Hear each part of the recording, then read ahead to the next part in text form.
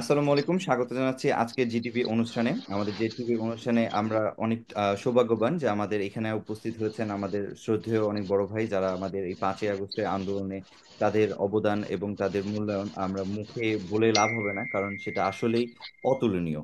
প্রথমেই স্বাগত জানাচ্ছি আমাদের শ্রদ্ধেয় তারেক আহমেদ রুবেন ভাইকে। উনি এমবিএ কমপ্লিট করেছেন বাংলাদেশ থেকে এবং উনি ওনার মাস্টার্স কমপ্লিট করেছেন নিউ ইয়র্ক স্টেট ইউনিভার্সিটি থেকে। বর্তমানে উনি কেমব্রিজ পাবলিক ইউনিভার্সিটি ম্যাসাচুসেটসে ম্যানেজার ব্যবস্থাপনা পরিষদ পোস্টে রয়েছেন এবং উনি আমাদের সম্মানিত নিউ ইংল্যান্ড বিএনপির উপদেষ্টা। এবং আমাদের সাথে উপস্থিত রয়েছেন শ্রদ্ধেয় মাহমুদ ভাই। উনি আমাদের সবার বড় ভাই। যখন আমরা যেখানে যেভাবে যাকে সবসময় খুঁজে পাই আমাদের পাশে, উনি হচ্ছে আমাদের মাহমুদ ভাই। এক নামে সকলের কাছে সবার প্রিয় মাহমুদ ভাই। উনি ফাইন্যান্স ইঞ্জিনিয়ার বস্টন ম্যাসাচুসেটসে, এবং উনি আমাদের শ্রদ্ধেয় নিউ ইংল্যান্ড বিএনপির সম্মানিত উপদেষ্টা। এছাড়াও আমাদের সাথে উপস্থিত রয়েছেন সৌরভ এইচ খান, বর্তমান বিএনপির বিএনপির ভাইস প্রেসিডেন্ট, এবং উনি আমাদের নিউ ইংল্যান্ড বিএনপির প্রতিষ্ঠাতা। এছাড়াও আমাদের মাঝে সম্মানিত আমাদের কাইসার ভাই, প্রিয় কাইসার ভাই, উনি উপস্থিত রয়েছেন, যিনি বাংলাদেশে একজন ইঞ্জিনিয়ার এবং উনি যুক্তরাষ্ট্র একজন ইঞ্জিনিয়ার। বাংলাদেশে উনি টিএনটিতে কর্মরত ছিলেন গভর্নমেন্টে, এবং যুক্তরাষ্ট্র পাওয়ার অ্যান্ড লাইট, পেনসিলভেনিয়া পাওয়ার লাইটে উনি কনসালটেন্ট ইঞ্জিনিয়ার হিসেবে কর্মরত রয়েছেন। ডক্টর কাইসার ভাইকেও স্বাগত জানাচ্ছি আমাদের আজকের প্রোগ্রামে। তো শুরুতেই আমাদের বিষয়বস্তু, স্বাধীনতা তো আমরা পেয়েছি, কিন্তু স্বাধীনতাকে টিকিয়ে রাখার জন্য আমাদের একটি ভোট, একটি সুষ্ঠু নির্বাচন কতটা দ্রুত জরুরি? এখনই কি জরুরি, নাকি এর পিছনে কোনো কারণ রয়েছে? কেন আমরা এখনো নির্বাচনে একটি সঠিক ডেট বা একটি প্রয়োজনীয় ডেট আমরা এখনো বলতে পারছি না? তো প্রথমে আলোচনার জন্য অনুরোধ করতেছি আমাদের শ্রদ্ধেয় মাহমুদ ভাইকে। উনি ওনার মূল্যবান বক্তব্য দেওয়ার জন্য বিশেষভাবে অনুরোধ করতেছি। ধন্যবাদ। আহ, আসসালামু আলাইকুম সবাইকে। আমার ওয়ালাইকুম। মনে হয় এই গভর্নমেন্ট যেটা আমরা উম, উম, বলতে পারি ইন্টারিম গভর্নমেন্ট অথবা 5ই আগস্ট পরবর্তী যে গভর্নমেন্ট, ওনাদের প্রথম দায়িত্ব ইলেকশন কন্ডাক্ট করা। এবং ওনারা যে আর বাকি 6টা ইস্যুতে কাজ করছেন সেটাও কনকারেন্টলি করতে পারে, বাট ইলেকশনটা হচ্ছে ফার্স্ট ইস্যু। কারণ যেই সংশোধনী তারা করে করে না কেন, without election, without a political government, মানে elected government, they can not pass anything. তো তাদের আসলে ইলেকশনের দিকে একটা ডেট দিয়ে সেই হিসাবে কাজ করাটাই সব থেকে যুক্তিযুক্ত বলে মনে হয়। ধন্যবাদ মাহমুদ ভাইকে তার কমেন্ট করার জন্য। এবার একই বিষয়ে কথা বলার জন্য আমাদের রুবেন ভাইকে অনুরোধ করতেছি।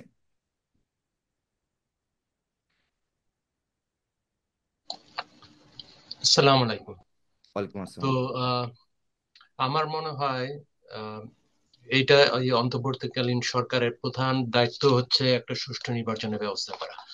তো আমি জানি না, এই সরকার মনে হচ্ছে অনেক কিছু করতে চাচ্ছে, কিন্তু এটা সম্ভব না। তো যত দ্রুত সম্ভব একটা সুষ্ঠু ভালো নির্বাচন দেওয়া অতি জরুরি। তো আমার আরেকটা কারণ হচ্ছে, আমরা চাই না যে আহ, আহ, সামরিক বাহিনী বা অন্য কোনো অপশক্তি আহ, যাতে ঢুকে পড়ে। তো আহ, আমি বলতেছি না যে অপশক্তি বলতে, আমি বলতেছি বিরোধী, যাদের স্বৈরাচারী, যাদের বিরুদ্ধে আমরা আন্দোলন করে আসছি, তারা মাথা চাড়া দিয়ে উঠছে। আর যে কারণে আমার মনে হয় আহ, অতি দ্রুত ইলেকশন দেওয়া উচিত, এবং অন্য কিছুতে বেশি সময় নষ্ট না করে নির্বাচনের দিকটা একটু গুরুত্ব দেওয়া উচিত, তাই না? একই বিষয়ে কথা বলার জন্য অনুরোধ করতেছি আমাদের কাইসার খান ভাইকে। ধন্যবাদ ফারদিন, এবং আজকের আলোচক সবাইকে আহ, এই আহ, গুরুত্বপূর্ণ আলোচনায় অংশগ্রহণের জন্য as well। তো আমার মতামত যেটা, একজন রাজনৈতিক সচেতন ব্যক্তি হিসাবে এবং জাতীয়তাবাদী আদর্শে, বাংলাদেশী জাতীয়তাবাদের আদর্শে বিশ্বাসী হিসাবে, যে এটা ইন্টারিম গভর্নমেন্ট, অন্তর্বর্তী সরকার। অ্যাকচুয়ালি কিছুক্ষণ আগেই ডক্টর ইউনূস বাকুতে বলতেছিলেন যে we wanted to do it as soon as possible, the election. তো আমি নিজেও বিশ্বাস করি যে নির্বাচিত গণপ্রতিনিধি ছাড়া মৌলিক সংস্কার যেগুলি রাষ্ট্রীয় কাঠামো, সেটা সেটা আহ, করা সম্ভব নয়। এবং আরেকটি, গত 15 বছরের ফ্যাসিস্ট শাসনামলে যে কাজ যেগুলো করেছে, যেগুলো মানে প্রধান রাষ্ট্রের যেগুলো প্রধান অঙ্গগুলোকে একদম ধ্বংস করে ফেলেছে, বিচার বিভাগ থেকে শুরু করে প্রশাসন, ইভেন সিকিউরিটি ফোর্সেস। তো এগুলোর সংস্কার যে চলতে থাকবে এবং চলমান প্রক্রিয়া, কিন্তু ম্যান্ডেট ছাড়া। এবং আরেকটি যে মানে গুরুত্বপূর্ণ এবং খুব কনসার্নিং যে জিনিসটা করা হয়েছে আদালতের মাধ্যমে, সেটা হচ্ছে যে একটি দেশের মানুষের ইভেন কনস্টিটিউশনাল চেঞ্জের জন্য যে গণভোটের ব্যবস্থা, গণভোটকে সবাই ওই ওই রকম হানা ভোট হিসাবে চিহ্নিত করে করে করে গণভোটের ব্যবস্থাটাকেই উঠিয়ে ফেলে দেওয়া হয়েছে, যা মানুষের ভোটাধিকারের সুস্পষ্ট লঙ্ঘন। এবং সভরেন হচ্ছে জনগণ, সেক্ষেত্রে ইভেন আদালতেরও জনগণের এই সার্বভৌমত্বের উপরে কথা বলার অধিকার নাই নাই নাই। সো সেক্ষেত্রে গণভোটের অধিকারকে এবং মৌলিক পরিবর্তনের জন্য যে গণভোটের অধিকারকে মানে তুলে দেওয়া হয়েছে, তা ছিল একটা বিচারিক অপরাধ। এবং এটাকে অপরাধ হিসাবেই করতে হবে, রাষ্ট্রদ্রোহিতার মতো। কারণ বিচারকের এই ক্ষমতা নেই জনগণের আমি এজ এ বাংলাদেশী আমার সার্বভৌম ক্ষমতার উপরে হস্তক্ষেপ করার। নো নো নো, তুমি যেই হও, রাষ্ট্রপতি হতে পারে, বিচারক হতে পারে, বা সেনা সেনা হতে পারে, সিকিউরিটি ফোর্সের যেই হোক, সবাই জনগণের সার্বভৌম ক্ষমতার অধস্তন। এবং এই যে সংবিধান তৈরি করা হয় তা জনগণের সার্বভৌম ক্ষমতার অধস্তন। তো এই জিনিসটাকে মাথায় রেখেই চিন্তা করতে, এটাকে যদি আমরা চিন্তা করি, তাহলে বর্তমান যে কেয়ারটেকার গভর্নমেন্ট বা অন্তর্বর্তী সরকার আছে, যে একটা বিপ্লবের ফসল, তার চেতনাকে ধারণ করে নিয়ে আমাদের চিন্তা করতে হবে। এই বিপ্লবের মূল উদ্দেশ্য হলো মানুষের অধিকার, মানুষের প্রতিনিধি নির্বাচন করার অধিকারকে ফিরিয়ে দেওয়া। এর সাথে অন্য চাকরির কত কোটা হবে, বা আহ, ছাত্রদের এই অধিকার, অন্য বৈষম্য, এগুলো সবগুলোই কিন্তু সেকেন্ডারি। আমরা প্রথম প্রাইমারিটাকে সিলেক্ট না করে সেকেন্ডারি নিয়ে অনেক কথাবার্তা বলা হচ্ছে।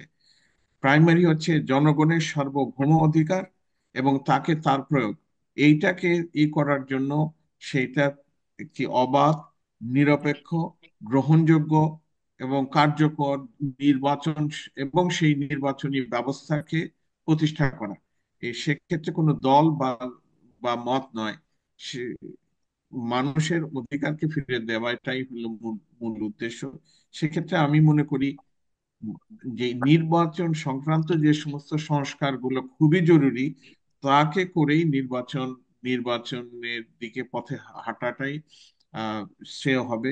অন্য যেগুলো অন্য যে সমস্ত সংস্কারের জন্য কমিশন, সেটাকে কন্টিনিউ করা যেতে পারে, নির্বাচিত সরকারও সেটা করতে পারে তাদের ফুটপ্রিন্ট হলে। কারণ নির্বাচিত সংসদের মাধ্যমেই ওই সংস্কারগুলো কি ভালো না মন্দ তাকে বিচার করা সম্ভব। তো আমারও মতামত অন্য আলোচকদের সাথে, যে যথাশীঘ্রই নির্বাচিত প্রতিনিধিদের হাতে ক্ষমতা অর্পণ করাটাই শ্রেয়, এবং সেই জন্য একটি কার্যকর, নিরপেক্ষ এবং কার্যকর নির্বাচন এবং নির্বাচনী ব্যবস্থা ফুটপ্রিন্ট তৈরি করা উচিত। এবং বর্তমান যে নির্বাচনটা হবে কামিং, তা যেন অবাধ, নিরপেক্ষ এবং সর্বমহলে গ্রহণযোগ্য হয়, তার ব্যবস্থা করা উচিত। এটাই আমার আমার বর্তমান মতামত। ফারদিন, ধন্যবাদ কায়সার ভাইকে তার মূল্যবান কথাগুলো দিয়ে বলার জন্য।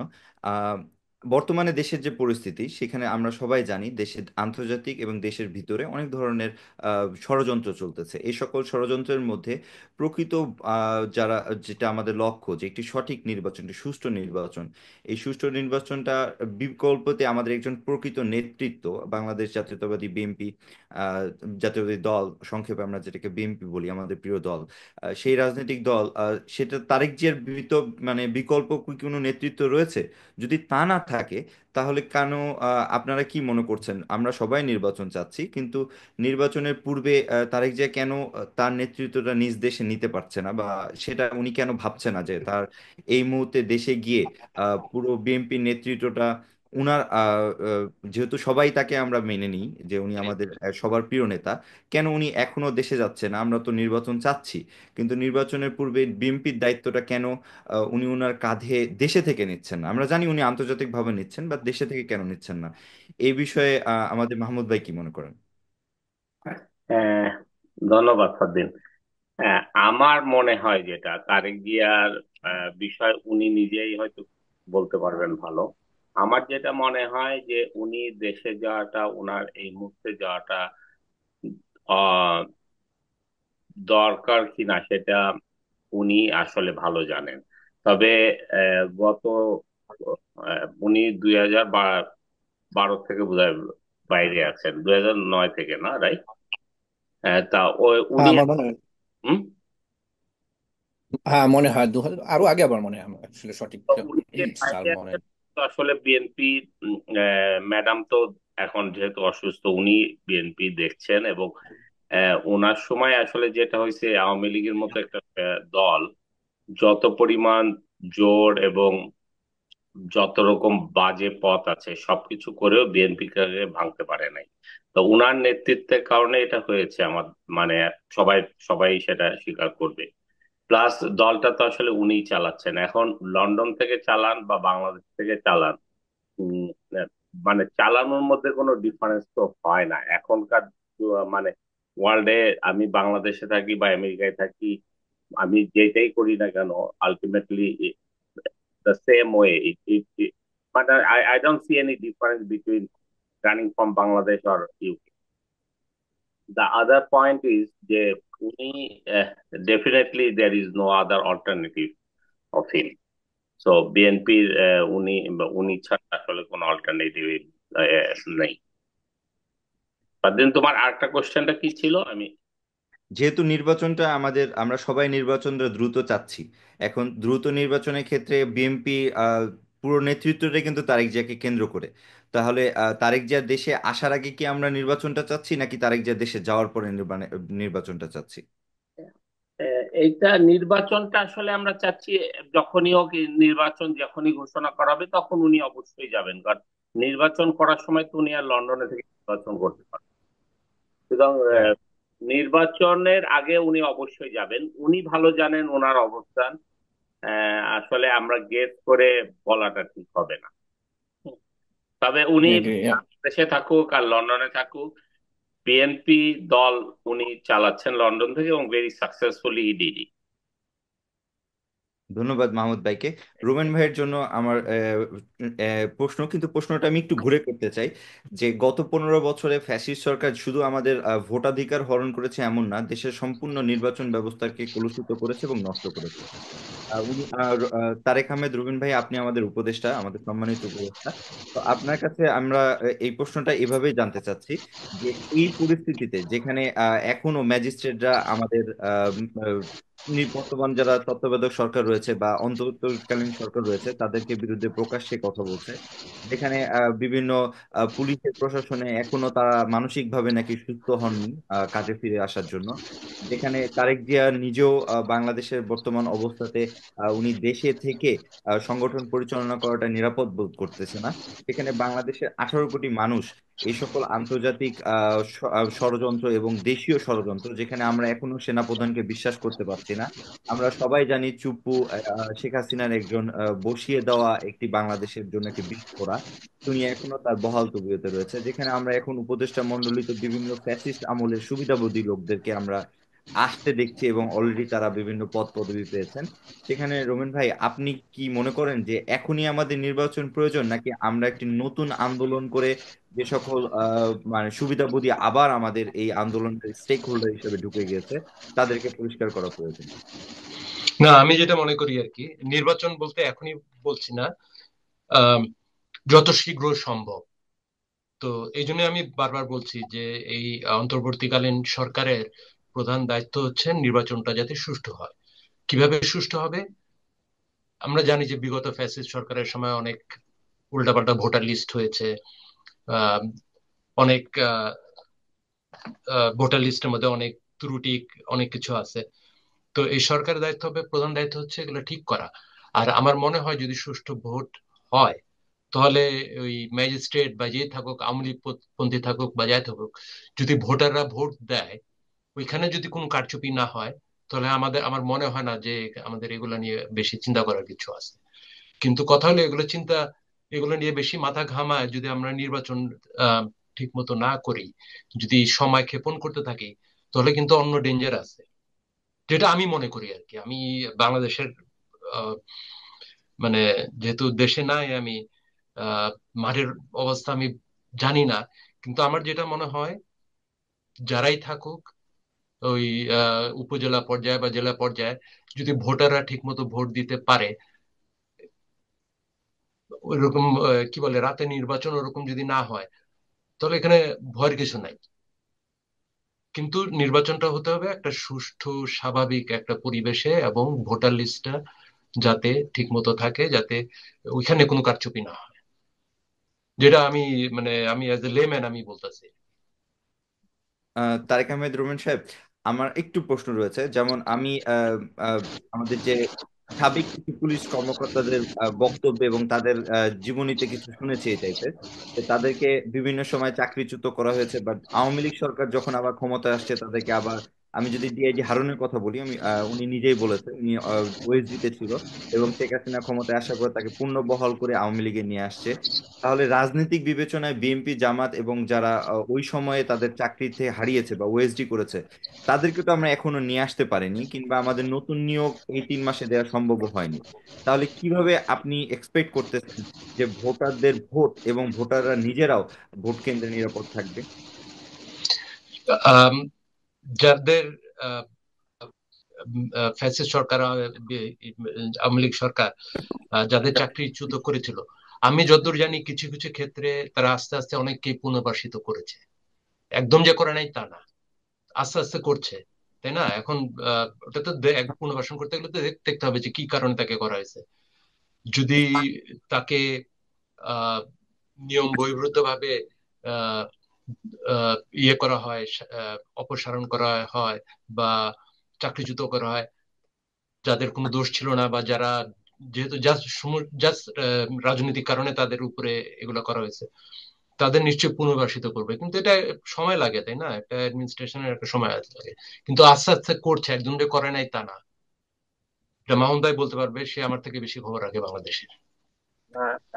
এটা ঠিক রবীন্দ্র, আপনি যেটা বলেছেন, প্রত্যেকটা কেসে মানে যারা রাজনৈতিক বিবেচনায় চাকরি হারিয়েছে তাদের অনেককেই বেশিরভাগকে এখনো চাকরিতে আহ, নিয়োগ দেওয়া হয়েছে, এবং তাদের যারা এতদিন প্রমোশন পায় নাই গভর্নমেন্ট সেক্টরে, স্পেশালি পুলিশ এবং অ্যাডমিনিস্ট্রেশনে, তাদের বেশিরভাগকে গভর্নমেন্ট প্রমোশন দিয়েছে। পুলিশ বিভাগ is probably that's the department যেটা গভর্নমেন্ট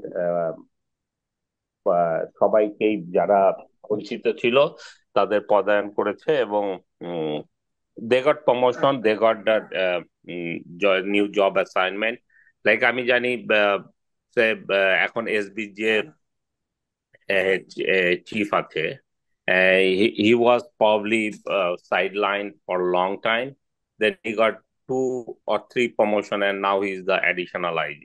Same জিল্লু যে চাকরি হারিয়েছিল, লন্ডনে ছিল, এবং টক শো কিছুদিন করেছে, he got back Bangladesh and he is working. So most of the cases people are getting, but it as Rubin Bhai said, it will take some time. It's not that easy, like put all the people and um, deploy them. Mahmud ভাইকে অনেক ধন্যবাদ। তার কথাগুলো আমার মরুভূমিতে কিছু পানি পড়লো এবং সে কিছু জল এটার মতোই মনে হলো আর কি।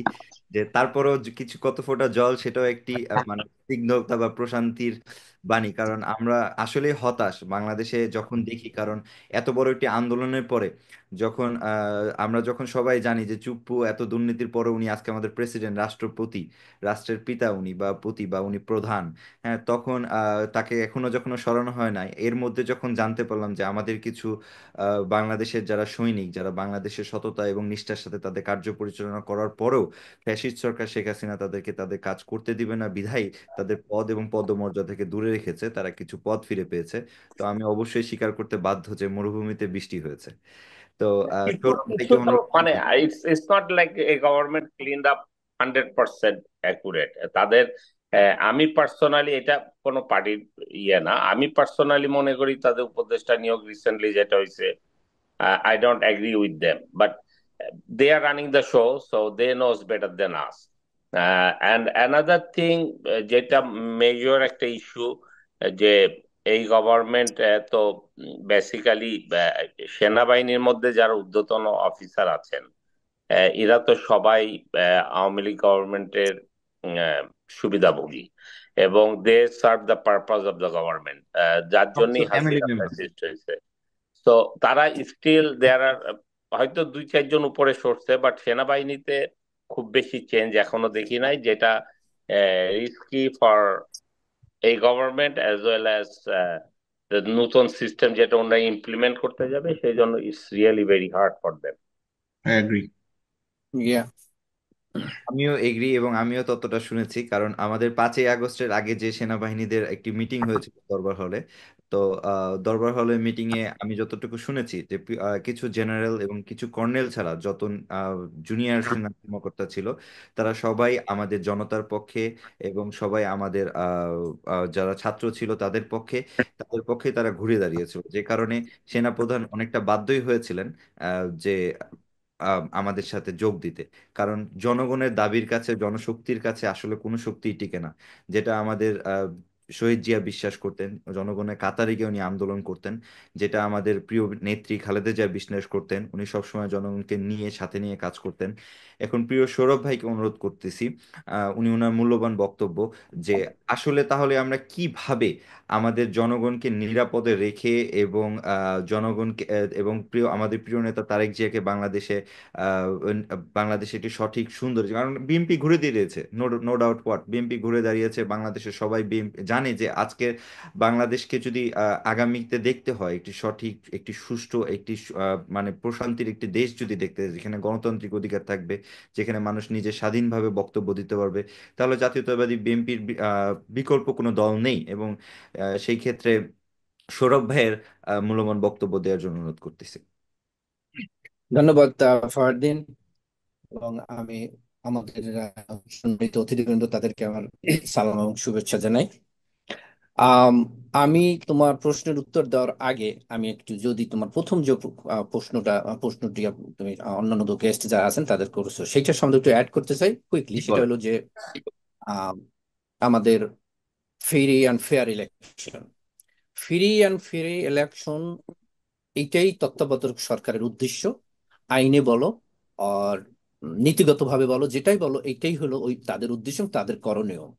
সংস্কার দরকার, বাট সংস্কার করা, সংস্কার করা, পুরো রাষ্ট্রকে সংস্কার করার দায়িত্ব তাদের না, কখনোই হতে পারে না একজন তত্ত্বাবধায়ক সরকারের। এটা একটা নির্বাচিত সরকারের মাধ্যমে হতে হয়।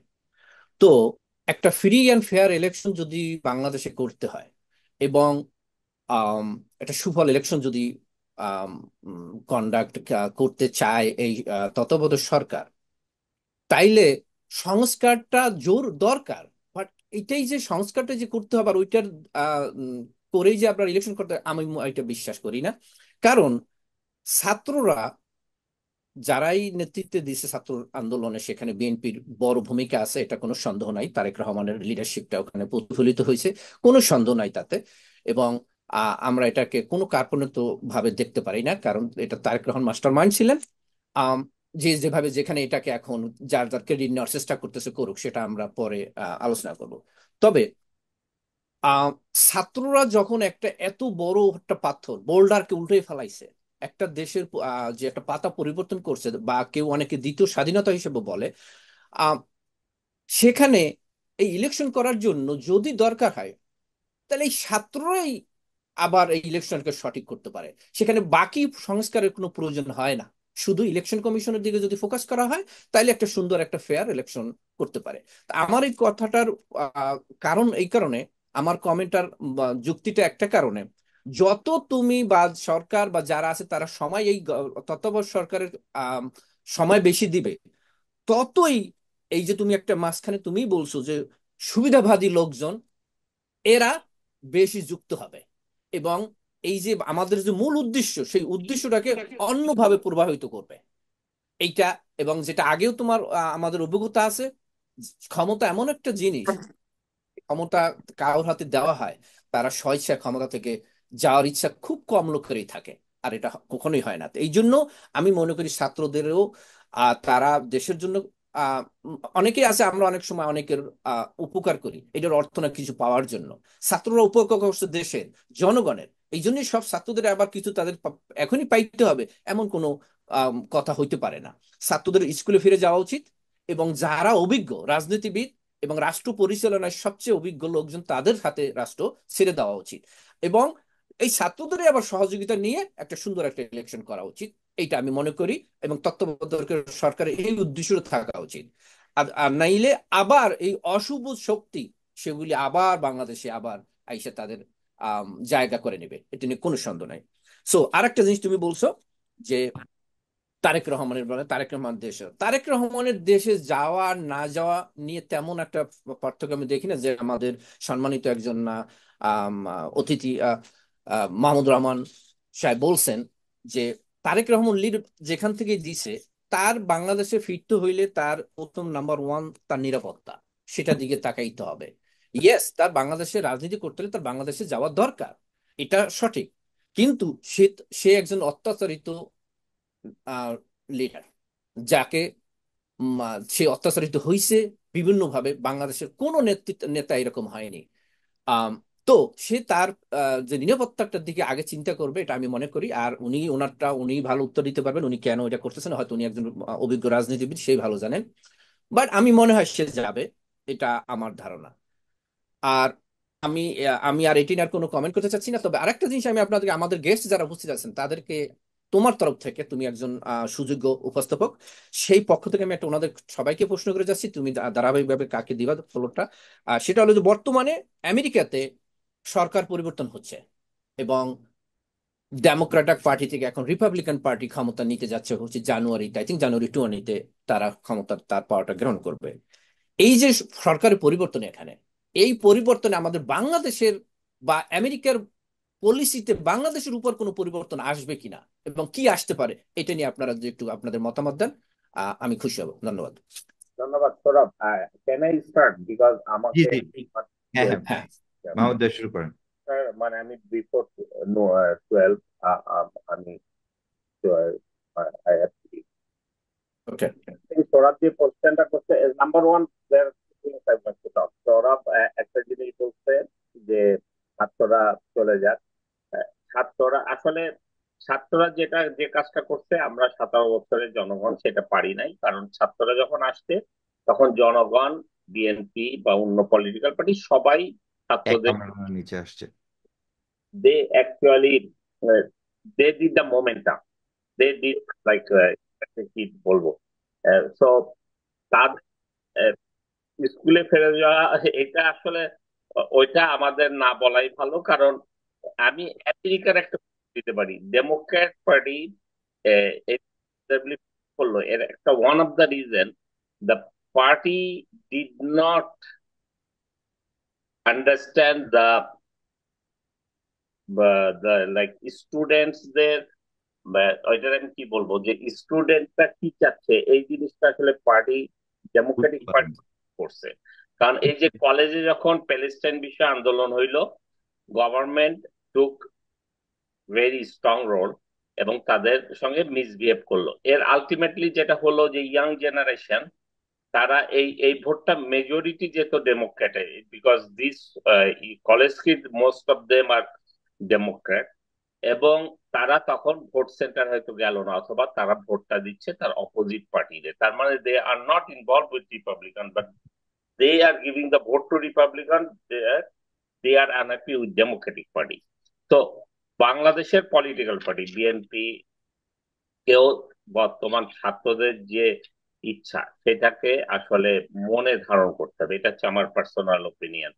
সেকেন্ড ওপিনিয়ন, সৌরভ যে কোশ্চেনটা করছে, রিপাবলিকান পার্টি আসলে আসলে আমেরিকায় প্রেসিডেন্ট চেঞ্জ হওয়ার সঙ্গে ফরেন রিলেশনের খুব বেশি ডিফারেন্স হয় না। Yeah, definitely there could be some factor, but it is not a major factor, because they have lot of things to do, like বাংলাদেশের ইস্যু নিয়ে আমার পার্সোনালি মনে হয় না there will be anything, any new like dimension. Number two, যেটা আমার মনে হয় যে দে হ্যাভ মেজর ইস্যুস যারা কাজ করবে বাংলাদেশ ইস্যু নিয়ে, আমার মনে হয় যা same, it will be same. Agree. Rohan ভাইয়ের কাছে আমি মাহমুদ ভাইয়ের প্রশ্নটাকে কন্টিনিউ করে আমি রোহন ভাইয়ের কাছে জানতে চাই। আমরা কিন্তু দেখেছি যে যখন আপনার আওয়ামী লীগ যখন ক্ষমতায় ছিলেন, তখন যখন বিজেপি ক্ষমতায় আসে তখন আমরা ভেবেছিলাম যে কংগ্রেস গেছে, এবার মনে হয় আমাদের একটা সুবিধা হয়েছে যেহেতু বিজেপি ক্ষমতায় আসছে। বাট বিজেপি ক্ষমতায় আসার পরে দেখা গেছে যে আওয়ামী লীগ কংগ্রেস কতটুকু সহায়তা করেছে তার থেকে আরো 10 গুণ বেশি বিজেপি ক্ষমতায় তাকে থাকার জন্য এবং ফ্যাসিবাদ একটি সরকার হিসেবে পরিণত করার জন্য বিজেপি আরো বেশি অবদান ছিল, কংগ্রেসের তুলনায় অনেক বেশি অবদান ছিল। হুম। একইভাবে আওয়ামী লীগও চিন্তা করতেছে যে হয়তো আহ, এবার রিপাবলিকানরা এসেছে, ডেমোক্রেটরা চলে গিয়েছে, তাহলে আমাদের মনে হয় কোনো একটা সুবিধা হবে। আমি বিশ্বাস করি যে এই ক্ষেত্রে আওয়ামী লীগের কোনো সুবিধা হবে না, কিন্তু ভারত কিন্তু ভিন্ন। ভারত কিন্তু যেই থাকুক, কংগ্রেস থাকুক আর বিজেপি থাকুক, তারা কিন্তু সর্বদাই আওয়ামী লীগকে এবং শেখ হাসিনাকে তারা তাদের নিজেদের আহ সঙ্গী অংশীদার হিসেবে মনে করে। তো আমি জানি যে আমেরিকার পলিটিক্সে আমেরিকার যেটা তাদের ইন্টারনাল সিকিউরিটির ক্ষেত্রে বাংলাদেশ অতি নগণ্য একটি বিষয়, কিন্তু ভারত কিন্তু না। ভারত কি তার ইন্টারেস্টের জন্য রিপাবলিকানদেরকে দ্বারা এবং রিপাবলিকানদেরকে, আমি যেমন মাহমুদ ভাই যেটি বললেন যে রিপাবলিকানদের সেই টাইম নাই যে আমাদের দিকে দেখবে, কিন্তু ডেমোক্রেটদের কিন্তু সেই টাইমটা ছিল আমাদের দিকে দেখবে, যে কারণে কিন্তু আমরা ভারতের দৃষ্টিভঙ্গি দিয়ে কিন্তু আমেরিকা আমাদেরকে এতদিন দেখেনি। আমেরিকা তার নিজস্ব দৃষ্টিভঙ্গি দিয়ে বাংলাদেশে দেখেছে, বিষয়ে আমরা কিছু আলোর মুখ দেখেছি। কিন্তু এখন যেহেতু মাহমুদ ভাই বললো যে আমেরিকার সেই টাইম বাংলাদেশের দিকে সে দেখবে বা বাংলাদেশের জন্য কিছু করবে, তো তার শুভ দৃষ্টি যদি সরে যায়, তাহলে ভারতের কুদৃষ্টি কিন্তু অতীতে, পূর্বে এবং ভবিষ্যতে থাকবে। অতীতে ছিল, পূর্বে বর্তমানে আছে এবং ভবিষ্যতে থাকবে, এটা আমরা যতটা নিশ্চিত। কিন্তু এখন আমেরিকার সুদৃষ্টি যদি আমরা হারায় ফেলি, যেহেতু তাদের টাইম নেই, মাহমুদ ভাই আমি তার সাথে 100% এগ্রি করি, যে তাহলে এইটা আমাদের জন্য বিপদের কারণ হবে কিনা। না, আমার মনে হয় না আমেরিকার সুদৃষ্টি চলে যাবে। এটা একটা প্রোপাগান্ডা আমার যেটা মনে হয় আওয়ামী লীগের। এগ্রি। যেটা মাউন্ট ভাই যেটা বললো যে আহ, আহ, আমেরিকার দৃষ্টিতে বাংলাদেশ একটা ফ্যাক্টর না বলতে যে ওদের আরো অনেক অনেক কিছু ইস্যু আছে যেটা নিয়ে তারা ডিল করে। কিন্তু আহ, আমার যেটা মনে হয় যে ভারত আগেও চেষ্টা করছে, এখনো বারবার চেষ্টা করবে যে তাদের বাংলাদেশকে তাদের নিয়ন্ত্রণে রাখার জন্য। তো আমার মনে হয় তারা ইনফ্লুয়েন্স করার চেষ্টা করবে আমেরিকাকে, যাতে তাদের এজেন্ডা বাস্তবায়ন করে। কিন্তু আমার মনে হয় না এটা খুব একটা, মানে কিছু কিছু ক্ষেত্রে হয়তো কিছুটা হতে পারে, কিন্তু তাই বলে যে আগের মতো পুরাপুরি ছেড়ে দিবে আমার এটা মনে হয় না। কারণ ওটা যদি চাইতো তাহলে কিন্তু এই আন্দোলনের সময় কিন্তু আমেরিকা কিন্তু ব্যাক দেয় নাই ভারতকে, যদি তাই হতো, তাই না? কারণ হুম। আমেরিকাও চায় ওখানে একটা স্থিতিশীল অবস্থা থাকার জন্য, আর ওই বেল্টে যাতে চায়না যাতে প্রভাব করতে বেশি ইয়ে করতে না পারে। কারণ আমেরিকার ওইটাও একটা ভয় আছে যে বেশি বাংলাদেশকে প্রেশার দিলে বাংলাদেশ হয়তো অন্য ব্লকে চলে যাবে। তো এটা আমার আমার যেটা মনে হয় আর কি। কিছু হয়তো ভারত একটু চেষ্টা করবে, যেরকম ওদের মিডিয়া উল্টাপাল্টা কথাবার্তা এখনো বলছে, তাই না? আহ তারপরে চেষ্টা করবে মানে তাদের এজেন্ডা যাতে বাস্তবায়ন করে যে সরকারি আসুক, কিন্তু আগের মতো অত অত নেকেডলি করবে না। আমার মনে হয় ভারতের এই আন্দোলন থেকে ভারতের তারাও এটা বুঝতে পেরেছে যে জনগণকে যদি ব্যাকিং না থাকে ওই সরকারকে তারা ওইভাবে ব্যাকিং আর দিবে না, তাহলে আবার একই ভুল করবে। আহ, আমি অনুরোধ করতেছি আমাদের কাইসার ভাইকে তার এই বিষয়ে আর তার মূল্যবান আলোচনা দেওয়ার জন্য, কারণ আমরা অলরেডি দেখেছি যে আদানি আমাদেরকে হুমকি দিচ্ছে যে উনি যেহেতু পাওয়ার অ্যান্ড লাইটসে আছেন, উনি এটা আরো ভালো জানবেন যে একটি বিদ্যুৎ ছাড়া একটি দেশ অন্ধকারে পড়ে যায়। তো কাইসার ভাই জানেন যে এটার একটা কতটা মূল্য, একটি জাতি, একটি রাষ্ট্র, একটি অর্থনীতি বন্ধ হয়ে যায় যদি পাওয়ার লাইট বা বিদ্যুৎ না থাকে। তো সেইখানে আমরা দেখলাম তড়িঘড়ি করে আমরা আদানির টাকা পরিশোধ করলাম যাতে বিদ্যুৎ থাকে। সো এরকম কি তড়িঘড়ি করে কি ভারতকে কিছু দেয়ারও ইচ্ছা আছে কিনা, যাতে আমরা আমাদের মতো করে মানে থাকতে, মানে আমরা বলতে বোঝাচ্ছি বর্তমান প্রশাসন তাদের মতো করে থাকতে পারে কিনা, বা নির্বাচনকে পিছানো যায় কিনা, আওয়ামী লীগকে পূর্ণ প্রতিষ্ঠা করার মাধ্যমে পরে নির্বাচন দেওয়া যায় কিনা, এরকম কোনো চিন্তা কি আছে? আপনি কি মনে করেন ডক্টর কায়সার খান? না, আমি সেরকম মনে করি না। আমি যেটা মনে করি, যদি নিজের স্বার্থ আদায় করতে হয় তাহলে নিজেকে নিজেকে নিজে রেসপেক্ট করতে হয়। নিজের আপনা মাঝে শক্তি ধরো, নিজেরে কর জয়। সেই মানে কবিতার ভাষায় বলতে হবে। কারণ হচ্ছে যে আমরা যদি জনগণের মধ্যে থেকে এবং আমাদের রাষ্ট্রের ভিতর থেকে যদি সেই বোল্ডনেস থাকে, যেটা যেটা শহীদ রাষ্ট্রপতি জিয়াউর রহমানের সময় ছিল, এবং he had a very capable and highly intellectual cabinet, এবং তার সেই বোল্ডনেসের জন্য আমরা গঙ্গার পানি চুক্তি করতে পেরেছি। ইন্দিরা গান্ধী বা রাষ্ট্রপতি নীলম সঞ্জীব রেড্ডি তাকে সেই সম্মান, বা মোরারজি দেশাইয়ের সময়ও সেই সম্মানটা তিনি পাইতেন, এবং রাষ্ট্রের রাষ্ট্রের যে অধিকার সেগুলো আদায় করতেন। আমাদের নতজানু পররাষ্ট্রনীতি, যার যার একটা মূল কারণ ছিল বা আওয়ামী লীগ, তার অনেকে বলে যে কিন্তু প্রথম থেকে সেই তার ডিএনএ এর ভিতরেই হচ্ছে ভারত তোষণ নীতি। এটা যে শুধু হিন্দু ভোট পাওয়ার জন্য বা সংখ্যালঘিষ্ঠ এগুলোকে তারা একটা ইস্যু হিসাবে ই করে, সেটা তো আমি মনে করি না যে এটা ব্যাপক ই করবে, যদি আমরা আমরা নিজেদের অবস্থানে বোল্ড থাকি। এবং আন্তর্জাতিক যে রাজনীতি, এবং এখানে mister Trump, the political rhetoric of Mr. Trump and policy of President Trump, there is a difference. The policy of Mr. Trump, President Trump, is more pragmatic and pro-American than his political rhetoric. Political rhetoric তো জানেনই, অনেক কিছুই বলতে হয় বা বলে তারা, কিন্তু যখন পলিসি আসে সেটা তো আমি মনে করি যেটা, যে আপনি যদি দেখবেন যে র্যাবের উপরে যখন স্যাংশনটা দেওয়া হয়, সেটা কিন্তু এসছে সিনেটের কমিটি, এবং সেখানে বাইপার্টিসান থেকে। তো আমাদের এই দেশে মার্কিন যুক্তরাষ্ট্রের পলিসি কোনো ব্যক্তি বা কোনো পার্টির উপরে যে হয় তা না, এটা একটা চেক অ্যান্ড ব্যালেন্সের মধ্যে দিয়ে হয়। এবং সেক্ষেত্রে আমি মনে করি যে যেহেতু বাংলাদেশকে নিয়ে ডিল করার ক্ষেত্রে তাদের এই পলিসির ব্যাপক চেঞ্জ হবে। কারণ এখানে আপনি দেখবেন যে যখন এসছে তখন কিন্তু রিপাবলিকান সেনেটার্স, যারা যারা অত্যন্ত গুরুত্বপূর্ণ, তারাও এই সমানভাবেই তারা অংশগ্রহণ করেছে। তো আমি মনে করি না সেখানে আর ভারত যে ইস্যুটা, ভারতও যদি আমরা মানে শক্ত থাকি, এবং আমাদের আমি যে উদাহরণটা বললাম যে গঙ্গার পানি চুক্তি কিংবা অন্য ইয়েতে, সেক্ষেত্রে সমমর্যাদার ভিত্তিতে, আত্মমর্যাদার ভিত্তিতে যেভাবে দেওয়া যায়, সেটার একটা দৃষ্টান্ত আমাদের সাথে, আমাদের সামনে আছে আজ থেকে 40 বছর আগে, 40 45 বছর, 45 46 বছর আগে শহীদ রাষ্ট্রপতি জিয়াউর রহমানের ক্ষেত্রে সময় যে এটা হয়েছিল। তো আমরা যদি সেই ধরনের আহ, মানে বোর্ড এবং প্রেসার আমরা করতে পারি, তাহলে এটা সমস্যা না। এবং আপনি যে আদানির যে চুক্তির কথা বলেছেন, সেই ধরনের চুক্তি এবং মানে জ্বালানি নিরাপত্তার ক্ষেত্রেও এই একই বিষয়ই প্রযোজ্য। ইভেন আমরা যদি সাউথ এশিয়ান গ্রিড করি, যেখানে নেপাল বা ভুটানকে মানে অন্তর্ভুক্ত করা যায়, তাদের রিসোর্সকে, যেমন হাইড্রো পাওয়ার, এগুলোকে রিসোর্স করা যায়, সেক্ষেত্রে সেটাও সম্ভব হবে যদি আমরা আমাদের আমাদের যে বোল্ড ভূমিকাটা সেটা থাকে। এখন আপনি যদি খারাপ লোকের সাথে ব্যবসা করতে চান, সেটাও করা সম্ভব, যদি আপনি আপনি যে ব্যবসায়ী, যে আপনি যে পার্টনার, সে যদি তার নীতি, আইন কানুন এবং তার তার প্রেশার বা তার তার ফুটপ্রিন্টটা যদি শক্ত থাকে, আমি মনে করি না যে এটা মানে কোনো ব্যাপার হবে তখনই যখন আমরা আমরা দৃঢ়চিত্ত থাকি।